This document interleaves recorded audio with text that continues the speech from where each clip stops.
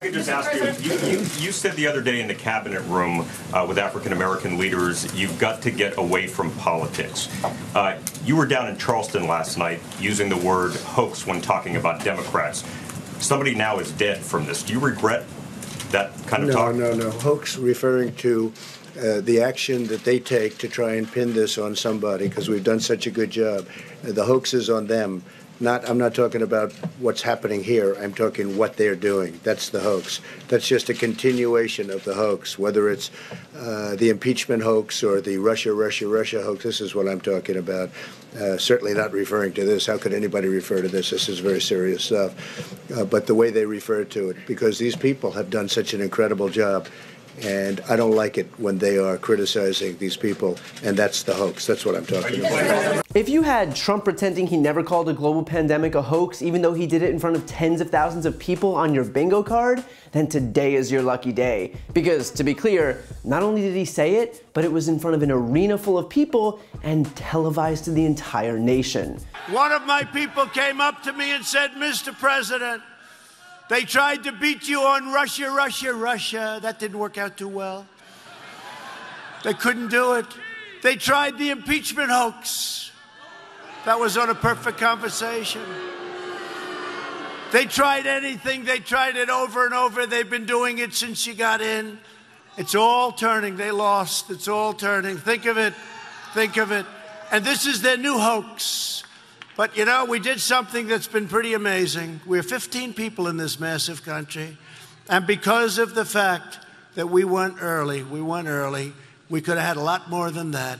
We're doing great. Our country is doing so great. We are so unified.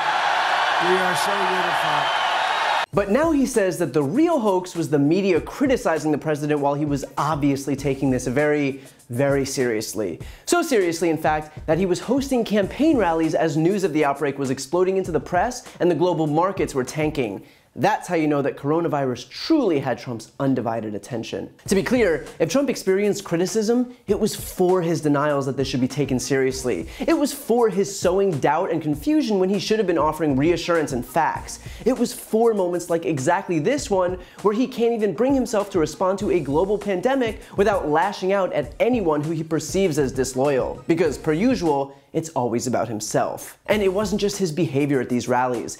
It's the fact that Trump spent the last 3 years decimating our defenses put in place for this exact situation.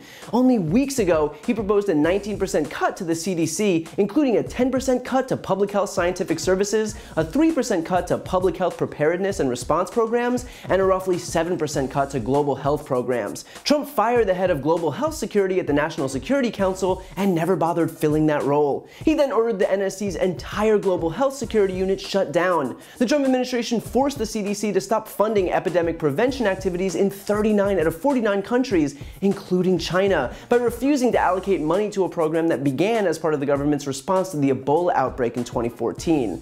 The director of the CDC at that time literally said that the move, quote, would significantly increase the chance that an epidemic will spread without our knowledge and endanger lives in our country and around the world. Yup, no way we could have seen this coming. Trump then appointed Mike Pence, who, as governor of Indiana, enabled the worst HIV outbreak in state history because of his own gross mismanagement to oversee the US response to what is already the worst global pandemic in more than a century. In Indiana, unusually high cases of HIV began to appear in November of 2014, and it wasn't until March of 2015 that Pence deigned to declare a public health emergency and allow a needle exchange program. He even admitted that he wouldn't make any decisions without praying on the issue, which seems like a totally effective use of time when people are dying. During the Ebola outbreak in 2014, Trump even tweeted, "Obama just appointed an Ebola czar with zero experience in the medical area and zero experience in infectious disease control. A total joke." Only to then appoint Mike Pence as the coronavirus czar. And I don't want to be unfair here,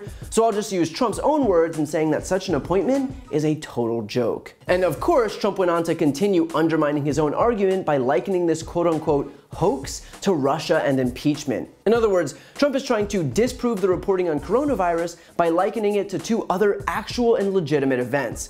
The Russia scandal wasn't a hoax. Mueller's investigation literally showed that Trump's campaign cooperated with Russian officials looking to help Trump win in 2016. And impeachment wasn't a hoax. The inquiry and trial showed beyond a shadow of a doubt that Trump extorted a foreign country for help in the next election and then orchestrated a large-scale, top-down cover-up to prevent investigators from finding out about it. At this point, it's a guarantee that if Trump calls something a hoax, it's unequivocally true. So I get why Trump would want to promote this revisionist history, but his tired attempts at gaslighting aren't going to change the facts here, which are that instead of offering leadership, Trump has fanned the flames of division and confusion. And yet again, he's made a bad problem even worse.